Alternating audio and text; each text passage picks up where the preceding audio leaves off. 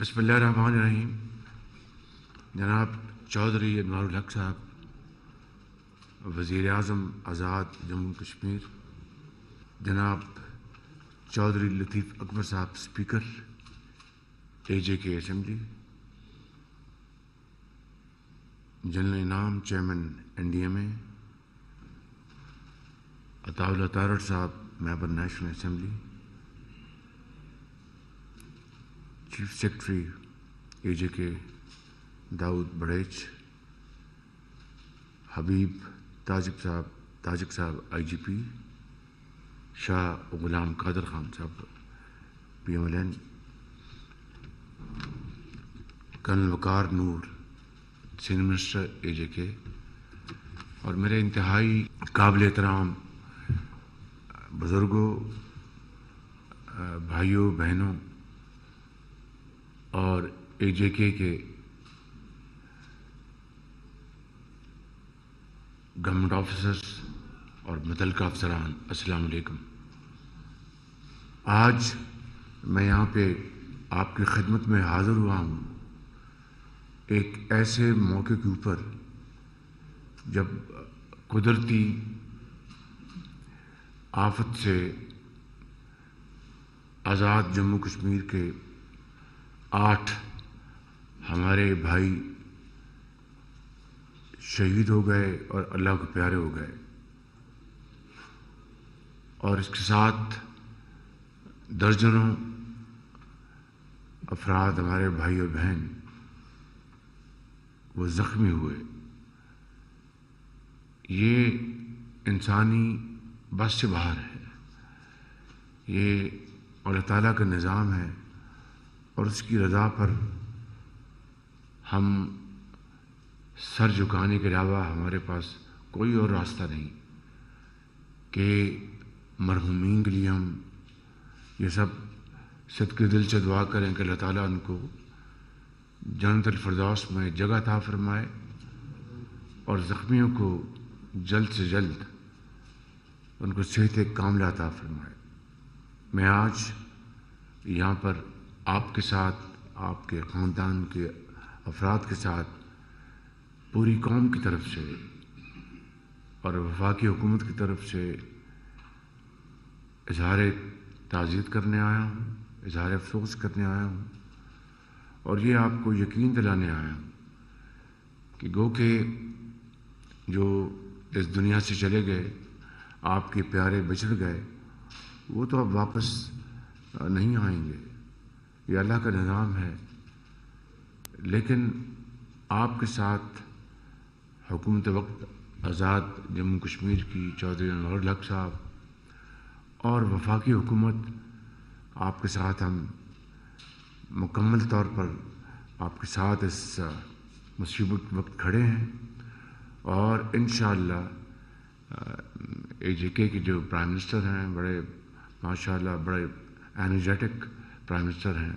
مجھے انہوں نے بریف کیا آپ کو جو انہوں نے امداد ابھی تک مہیا کی ہے، تو ان کے ساتھ مل کر انشاءاللہ ہم جب تک آپ اپنے گھروں میں دوبارہ بحال نہیں ہو جاتے، ہم اس وقت تک چین سے نہیں بیٹھیں گے.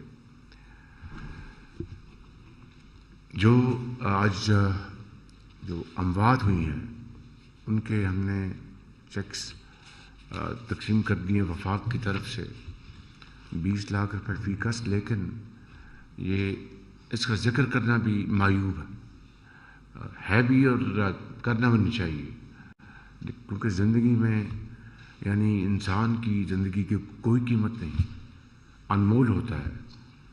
لیکن چونکہ دنیا میں رہنا ہے، گزر اوقات کرنا ہے، آپ نے یقیناً عمر بھر آپ اپنے پیاروں کو یاد کرتے رہیں گے، لیکن ان کے بچوں نے جو یتیم ہو گئے ان کو آپ نے پالنا ہے، پڑھانا ہے، قابل بنانا ہے. تو یہ حکومت وقت کی ذمہ داری ہے کہ وہ آپ کے ساتھ اس وقت پوری طرح کھڑی ہو اور بغیر کسی تاخیر کے وہ آپ کی جو بھی معاونت ہو سکتی ہے وہ کر سکے. لہٰذا اس کے علاوہ جو آپ کی جو میں نے عرض کی کہ 20 لاکھ روپیہ جو اللہ تعالیٰ کو پیارا ہو گیا، جو زخمی ہیں ان کے لیے ہم نے 5 لاکھ روپیہ فکس کیا ہے. اس میں یہ کوئی قید نہیں ہے کہ کس کو کم چوٹ لگی ہے کس کو زیادہ چوٹ لگی ہے.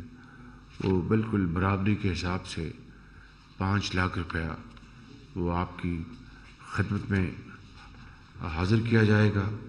اسی طریقے سے جو مکانات ہیں جو مکمل طور پر تباہ ہو گئے ہیں ان کو وفاق کی طرف سے 7 لاکھ روپیہ معاوضہ دیا جائے گا، اور جو جزوی مکانات تباہ ہوئے ہیں ان کو 3.5 لاکھ روپیہ معاوضہ دیا جائے گا. یہ ایک منصفانہ نظام کے تحت اس کی باقاعدہ مجھے یقین ہے کہ وزیر اعظم صاحب پوری اپنا ہر چیز ٹیلی کر رہے ہیں اور اس کی ساری اپنا جو بھی موقع کے اوپر صورتحال ہے اس کو ان کا جو افسران ہیں وہ کر رہے ہوں گے. ہماری طرف سے وفاق کی طرف سے NDMA جنرل انعام یہاں پر موجود ہیں، تو یہ مل کر یہ ہماری جب یہ مکمل ہو جائے گی تاکہ انصاف کی بنیاد پر کسی کا حق مارا نہ جائے اور کسی کو کسی بھی بنیاد پر جو وسائل ہیں جو کہ ان کو حق نہیں تھا ان کو دے دیے جائیں. تو اس میں جناب وزیر اعظم کی خدمت میں عرض کروں گا کہ اپنا NDMA کے ساتھ مل کر یہ ہم ساری سروے مکمل ہو جائے. تو اس میں AJK نے جو اس میں حصہ ڈالنا ہے بہت آپ کی مہربانی ہوگی. وفاق کی طرف سے جس طرح میں نے عرض کیا کہ 7 لاکھ روپیہ مکمل گھر کا اور 3.5 لاکھ روپیہ جو جزوی گھر تباہ ہوا ہے اور 5 لاکھ روپیہ جو زخمی ہیں. آج تاریخ ہے 8 مارچ انشاءاللہ. تو رمضان شریف کی آمد ہے. تو 13 مارچ کو انشاءاللہ یہ تمام رقوم گھروں کے نقصانات کی جزوی ہو یا مکمل ہو یہ سروے کے بعد یہ آپ کی خدمت میں آپ کے گھروں میں ان کو پہنچوا دیا جائے گا. اسی طرح جو زخمیوں کی امداد ہے جو باقی رہ گئے ہیں ان کی بھی امداد آپ کے گھروں میں یہ 13 مارچ کو پرائم منسٹر صاحب یہ ذرا اس کو نوٹ کر دیجیے گا جان صاحب یہ. تو 13 مارچ کو یہ انشاءاللہ یہ آپ کے گھروں میں یہ امداد پہنچ جائے گی. مجھے پرائم منسٹر صاحب نے ایک بڑا جائز ایک مطالبہ کیا ہے کہ چونکہ یہ سارا پہاڑی سلسلہ ہے پاکستان کا ایک جزو لا ينفک ہے آزاد جموں کشمیر خوبصورت ترین علاقہ ہے لیکن برفیں پڑتی ہیں بارشیں ہوتی ہیں لینڈ سلائڈنگ ہوتی ہے. تو ان کے جو ایشو اور بڑا جائز ایشو ہے کہ جہاں پر بہت ایکسٹریم ایمرجنسی ہے وہاں پر کوئی طریقہ نہیں ہے پہاڑی سلسلہ ہے راستہ نہیں ہے ٹوٹ گیا ہے تو کس طرح وہاں سے ایویکویٹ کیا جائے گا جو وہاں پر مصیبت میں گھرے ہوئے ہیں. بڑی جائز بات انہوں نے مجھ سے کی. بھارت جو ماضی میں ہوا اس میں جانے کی ضرورت نہیں ہے. تو میں سمجھتا ہوں کہ NDMA کو ہم آپ کو یہ ہیلی کاپٹر آپ کے پاس ایمبیڈ کریں گے تو جو ہی خدا نخواستہ اس کی ضرورت ہوگی تو آپ فوراً ان کو مہیا کریں گے. تو یہ اس کا میں آج اعلان کر رہا ہوں اور انشاءاللہ اس کی بہت جلد آپ جن صاحب اس کو پروکیورمنٹ کر لیں اور وہ ہیلی کاپٹر ان علاقوں کے لیے خاص طور پر جہاں پر اچانک کوئی تودہ گرا یا کوئی اور ٹورنچل رینز ہوئیں تو ان کو کون جا کے وہاں سے ایویکیوٹ کرے گا. وہ تو پہلے انتظار کریں گے کہ بھئی وہاں پر تو اس دوران بیچارہ جو بچ سکتا ہے وہ نہ بچے جس کو امداد پہنچ سکتی ہے نہ پہنچ سکے. تو میری گزارش ہے کہ اس کو فل فور ہیلی کاپٹر آپ اپنے لے کے آئیں اپنے سسٹم میں، اور جو ہی ریکوزیشن ملے بلکہ ایڈوانس وارننگ ہو تو ہیلی کاپٹر جہاں پر بھی وزیر اعظم کا ہے، آپ پاکستان کے دوسرے علاقوں میں بات کر رہا ہوں، یہ سسٹم جو ہے اس کو آپ فل فورس کو آپ اس کو کمپلیٹ کر لیں۔ جموں کشمیر پاکستان کی شہرگ ہے، اور یہی حضرت قائد اعظم نے فرمایا تھا، اور پاکستان کے عوام، ہمارے یہاں پر بھائی بہن مشکل کی اس گھڑی میں اپنے آپ کو اکیلا نہیں پائیں گے، اور میں اپنے کشمیری بھائیوں اور بہنوں کو میں یقین دلاتا ہوں کہ وہ جو میں نے جو یہاں پر اعلانات کیے ہیں وہ انشاءاللہ اس کی تکمیل وہ جو تاریخیں ان کے اوپر انشاءاللہ مکمل ہو جائے گی، تاکہ آپ پھر اپنے گھروں کی تعمیر کر سکیں اور گھروں میں دوبارہ آباد ہوں۔ میری وزیر اعظم صاحب سے ابھی گفتگو ہوئی، جو ترقیاتی جو کام ہیں یہاں پر اے جے کے اور دوسرے، وہ انشاءاللہ اس کی میں علیحدہ میٹنگ کروں گا، لیکن میں صرف اے جے کے حوالے سے نہیں بلکہ پورے پاکستان کے حوالے سے بات کرنا چاہتا ہوں کہ اس وقت تقریباً 2 کروڑ سے زیادہ بچے ہمارے اسکولوں سے باہر ہیں، بچے اور بچیاں۔ ان کی اگر اسکولوں کی تعمیر کے لیے انتظار کرنا پڑے گا تو جتنی رقم درکار ہے اور جتنا وقت درکار ہے، وہ بچے بیچارے اپنی جو تعلیم کے حصول کی جو ان کی جو موقع ہے وہ کھو بیٹھیں گے۔ تو اس کی جو میک شفٹ ارینجمنٹ، یعنی اس کا متبادل کیا ہو سکتا ہے، وہ میں انشاءاللہ وہاں پر اسلام آباد میں اپنے باقی جو صوبائی حکومتیں ہیں ان کی مشاورت کے ساتھ میں بات کروں گا۔ لیکن جو فل فور جو ایک ذہن میں آتا ہے، مساجد میں ان بچوں اور بچیوں کو حکومت وقت وہ ان کی تعلیم کے لیے وہاں پر انتظام کرے، اور وہاں پر یہ بچے اور بچیاں پڑھیں لکھیں۔ اس سے مساجد جو ہیں وہ جو پہلے ہی اللہ کے گھر ہیں وہاں پر برکت پڑے گی، اور یہ بچے اور بچیاں وہاں پر تعلیم حاصل کر سکتے ہیں۔ اسی طریقے سے اور بھی جو بڑے چیلنجز ہیں، کل میں نے اسلام آباد میں اپنی تقریر میں نے بتایا، ابھی مجھے بتا رہے تھے جو روڈ نیٹ ورک ہے، جو کچھ فیسیلٹیز مکمل ہو گئی ہیں، اور اس کے بغیر یقیناً اگر مواصلاتی نظام ہمارا پاکستان کا، اے جے کے کا، صوبوں کا، گلگت بلتستان کا، وہ اگر روبسٹ نہیں ہوگا، وہ اگر ایک ایفیشنٹ نہیں ہوگا، تو کس طرح آپ کی کمیونیکیشن، آپ کی ٹریڈ، آپ کے دوسرے جو ضروریات وہ پوری ہوں گی؟ اس کے لیے سرمایہ چاہیے۔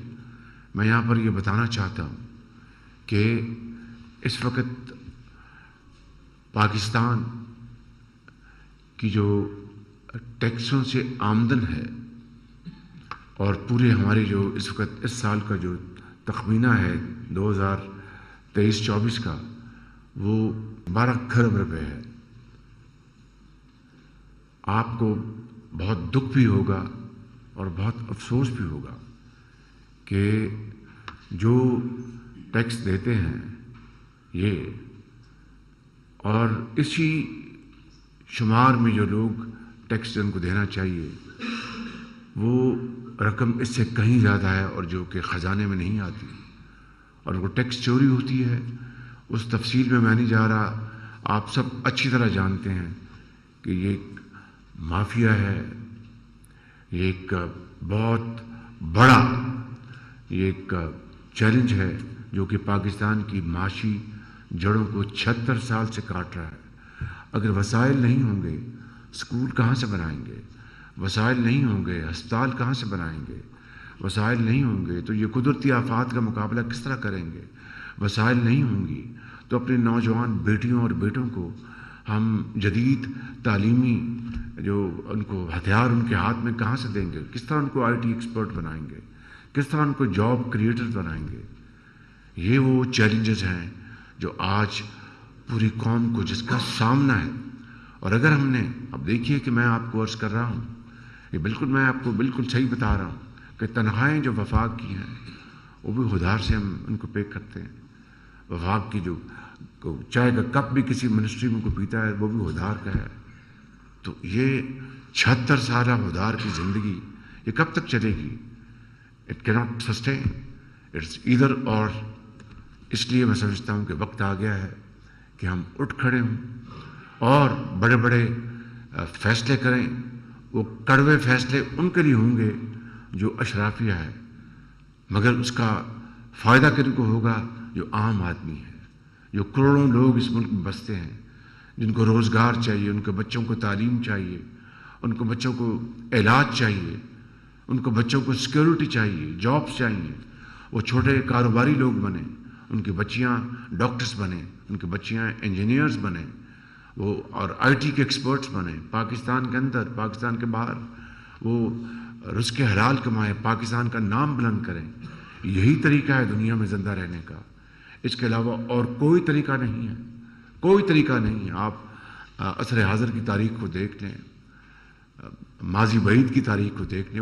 وہ قومیں جو کسی وجہ سے تباہ ہو گئیں وہی زندہ ہوئیں، وہی دوبارہ انہوں نے اپنی طاقت حاصل کی کہ انہوں نے اپنی شکست کو مسلسل محنت اور محنت میں بدل دیا. تو میں سمجھتا ہوں کہ آج پاکستان کے لیے سب سے بڑا چیلنج یہ ہے. زراعت دیکھیے اللہ تعالیٰ نے کتنی زرخیز زمین دی ہے. یہ جو آپ کا آزاد جموں کشمیر ہے، معدنیات ہیں، کیا خوبصورت علاقے ہیں. کیا کچھ آپ یہاں نہیں کر سکتے؟ کیا کچھ نہیں کر سکتے؟ وہ دنیا کے ممالک دیکھیں جہاں پر رمل ہے، رمل یعنی ریت، اس کو انہوں نے ایک بنا دیا، خوشحالی کا ایک مینار بنا دیا. آپ گلف سٹیٹس دیکھ لیں، آج سے 50 سال پہلے وہ رمل تھی. آپ دیکھیں کہ وہاں پر ترقی کی دوڑ میں کتنے آگے نکل چکے ہیں. تو یہ کیا ہے؟ یہ ویژن ہے، یہ کمٹمنٹ ہے، اور یہ فیصلہ کہ ہم نے دن رات محنت کرنی ہے، دن رات محنت کرنی ہے. ایمانداری سے قوم کو ہم نے یکسو کرنا ہے. ہم نے نفرتوں کے بجائے محبتوں کے پھول وہ نچھاور کرنے ہیں. ہم نے ذاتیات سے اوپر ہو کر اپنی پسند ناپسند کو دفن کر کے پاکستان کے عظیم تر مفاد کی خاطر ہم اکٹھے ہوں. تو یقین کریں کہ نہ صرف 76 سال کا جو ہمارا سفر جو نقصان ہوا اس کو انشاءاللہ پورا کر لیں گے، بلکہ آئندہ آنے والے ماہ و سالوں میں پاکستان اپنا کھویا ہوا مقام حاصل کرے گا. تو میں سمجھتا ہوں کہ یہی وہ پیغام ہے، ایک پرماننٹ پیغام ہے، اور اس کے اوپر صرف اور صرف عمل سے دنیا بدلے گی. نہ یہ نوری ہے اور نہ یہ ناری ہے. میں انشاءاللہ پھر حاضر ہوں گا اور انشاءاللہ مل کر ہم پاکستان کے مسائل چیلنجز کا ہم مقابلہ کریں گے. پچھلے پیر سے جب سے میں نے اپنا اوتھ لیا ہے، میں نے ہر روز جو ہماری معاشی صورتحال ہے اس کا ہم نے ہر روز اس کا جائزہ لیا. مختلف جو ادارے ہیں، مختلف جو میدان ہیں. کل بھی میں نے کہا، آج پھر بتاتا ہوں آپ کو، صرف پی آئی اے کا جو نقصان ہے وہ 825 ارب روپے ہے. ہر سال جو سرکاری ادارے مل کر جو نقصانات کرتے ہیں وہ کئی سو ارب روپے ہیں. ہر سال بجلی کی چوری وہ 500-600 ارب روپے ہے. وہ عام آدمی تو نہیں کرتا، وہ تو بیچارہ پتہ نہیں کس مشکل سے بل دیتا ہے اور اس کی بددعائیں آسمان کو پہنچتی ہیں کہ یہ نظام کہ امیر آدمی تو جو مرضی کرے اور بجلی کے بل بجلی بن کر ہم پر گرے. یہ ہے وہ نظام جو کہ قائد اعظم نے کبھی سوچا بھی نہیں تھا. ان عظیم شہیدوں نے جنہوں نے پاکستان کی خاطر خون کے دریا عبور کیے، کبھی انہوں نے سوچا بھی نہیں تھا. آج ان کی روحیں یقیناً تڑپ رہی ہوں گی کہ یہ وہ پاکستان نہیں جس کے لیے ہم نے اپنی جانیں قربان کی تھی. میں سمجھتا ہوں کہ وقت آ گیا ہے کہ اگر ہم نے ان قربانیوں کا احترام کرنا ہے اور پاکستان کو قرضوں کی اس زندگی سے نکالنا ہے تو دنیا میں ہر چیز ممکن ہے. مشکل ضرور ہوتی ہے ممکن نہیں ہوتی. آئیے اللہ تعالیٰ سے دعا کریں کہ انشاءاللہ اللہ تعالیٰ پاکستان کو عظیم بنائے گا, مشکلات سے نکالے گا. تو جو لوگ شہید ہو گئے ہیں, آپ آئیے ذرا دعا مانگیں ان کے لیے. آپ تشریف لائیں.